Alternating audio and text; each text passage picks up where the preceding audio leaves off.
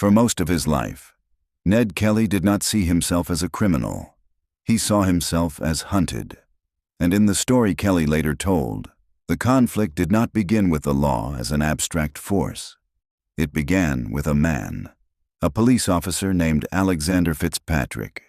Fitzpatrick was young, ambitious, and stationed in northeast Victoria at a time when police authority in rural districts depended as much on reputation as law.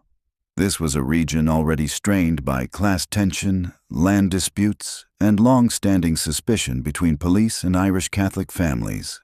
The Kellys were one of those families. Fitzpatrick's role in the Kelly story begins on April 15, 1878, when he rode to the Kelly homestead at 11 Mile Creek.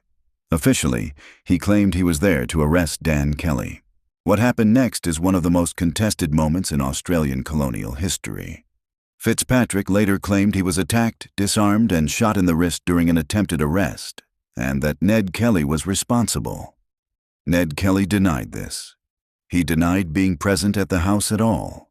And this denial matters because, unlike many later claims Kelly made, he never changed this one, even when maintaining it worked against him.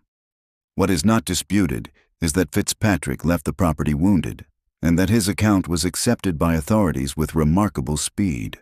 Within days, arrests followed. Ellen Kelly was charged. So were others present, and the police response escalated far beyond what the incident itself could conclusively prove. This is where Fitzpatrick's role becomes critical, because questions about his conduct did not emerge later through rumor alone. They emerged through formal inquiry. In 1881, a royal commission was established to examine police conduct in the Kelly case. Fitzpatrick testified. So did others, and what emerged was deeply uncomfortable. The commission found that Fitzpatrick was an unreliable witness. His testimony contained contradictions. His claims were challenged. His conduct that night was questioned. Most damagingly, the commission concluded that Fitzpatrick had acted improperly and that his version of events could not be accepted as fully truthful. By that time, it was too late. The damage was done. The Kellys had already been pushed into open conflict with the police. Ned and Dan Kelly were already in hiding, and within months, 3 police officers would be dead at Stringy Bark Creek. This is not to say that Fitzpatrick alone caused everything that followed. History is rarely that simple, but his actions and the system's unquestioning acceptance of his account created a chain reaction that could not be undone. What mattered most was not whether Fitzpatrick lied. What mattered was that his word was treated as sufficient. No serious effort was made to reconcile contradictions. No pause was taken to assess proportionality. The system moved as if guilt had already been decided. From the Kelly perspective, this confirmed their worst fear, that the law did not operate neutrally. That accusation itself was punishment. That police authority was self-protecting, even when wrong. Later, in his Gerald Derry letter, Ned Kelly would write at length about police corruption, false testimony, and systemic abuse. Those words are often dismissed as self-serving, but when read alongside the findings of the Royal Commission, they cannot be ignored. The Commission did not absolve Kelly. It did not justify murder.